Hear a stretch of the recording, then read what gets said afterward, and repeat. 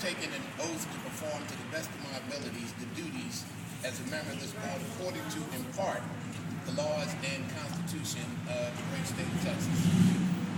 In doing so, I represented the citizens of Nueces County in particular, but not only the citizens, taxpayers, taxing entities that depend on our fair and accurate appraisals, and last but not least, the staff and employees of this agency. Regarding the staff who work in the building and the citizens who enter it, safety and well-being is of paramount importance. It has been difficult to accept during the past months that no mention of what the district actually does, what it has accomplished, and the accolades that it has received from the general public as well as the controller of the state of Texas, who sets the standards by which we operate. The degree of misinformation spread is disheartening at best, especially when each of the taxing entities has a legal counsel and or legal department, finance department, auditing personnel, etc., and chose never ever to send anyone to attend the annual budget hearings or the budget workshops. Basically, they never ever responded to any of the official communications repeatedly listing the problems, the options, and the proposed actions of this district. This has been going on for over 7 years that I know of. The negative portrayal of the district, this district, its board, and its very capable cadre of employees is beyond the bounds of decency. Many in government, media, and so-called public advocates failed miserably to try to ascertain the facts, the truth. I ask you, who would want to serve in such a hateful and distrustful atmosphere? This is one of the reasons why good people refuse to engage in public service, whether boards, commissions, or elective office. My situation is thus. I was asked to submit a letter of interest in 2007. I was appointed, I performed the service in a professional, prudent, and ethical manner. And because of initially one ambitious board member, I and others on this board were subsequently subjected to some of the vilest personal attacks, from being accused of stealing to deceiving the very public that we were serving. Nobody wanted to know the truth, and when, in rare cases, it was allowed to be presented, it had to take a back seat to political necessities. Not the entities, nor the media, and certainly not the suspicious members of our community. I did not reapply for a second term in November of 2009, but nobody else applied either. I was asked to reapply in January of 2010 as a holdover. I was the only name that was submitted to the county. Now the county commissioners are once again asking for submissions due by March the 23rd of this month. Not only will I not reapply, but I am, as of this moment, formally announcing my resignation from the Nueces County Tax Appraisal Board of Directors, effective immediately. Any questions?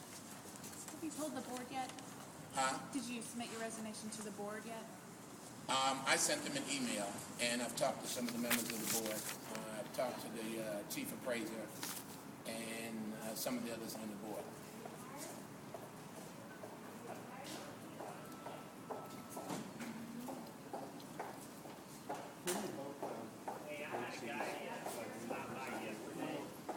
Well, it doesn't matter what the board sees, because when you do what is right, what is ethical, what is prudent, what is cost-effective, and what is designed not to cause anybody to raise tax monies to take care of a safety and health problems that exist at the current building.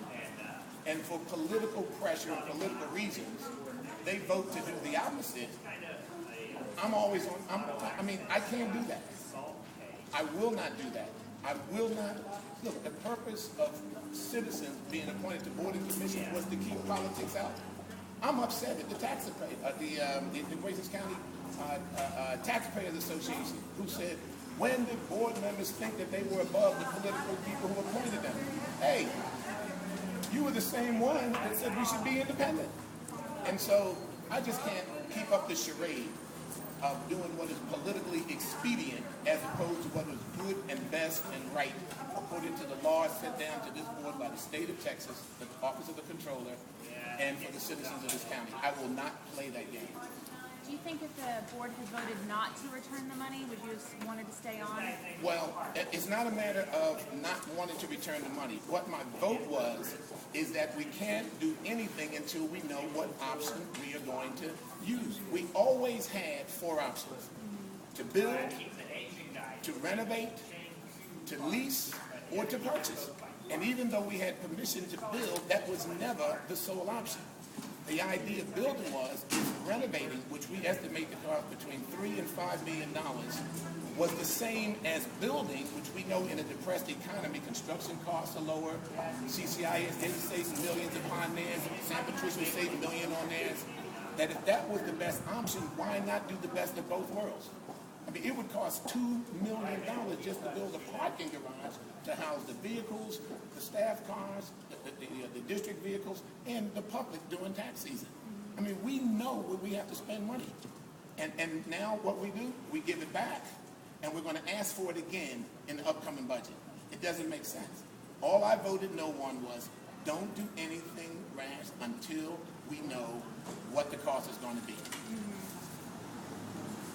That was my no vote.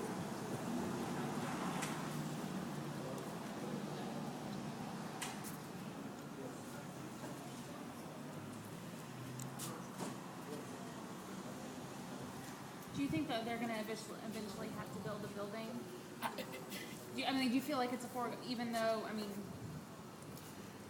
I think that if the numbers say renovating and building are close to the same, then you can not only have a solid building with the best of electrical system, the best meeting room, the best space, parking as well. I mean, right now, the electrical room in that current building cannot handle any more improvements.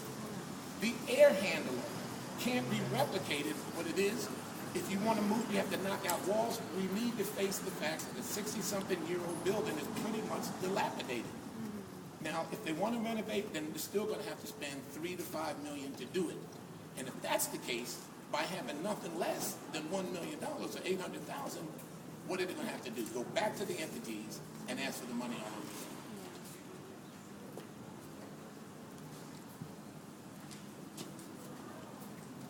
All I was saying is, look, you've done this over the years. It was a wise thing. Explain. Look, we'll return what we can, but it's going to be pay me now or pay it later.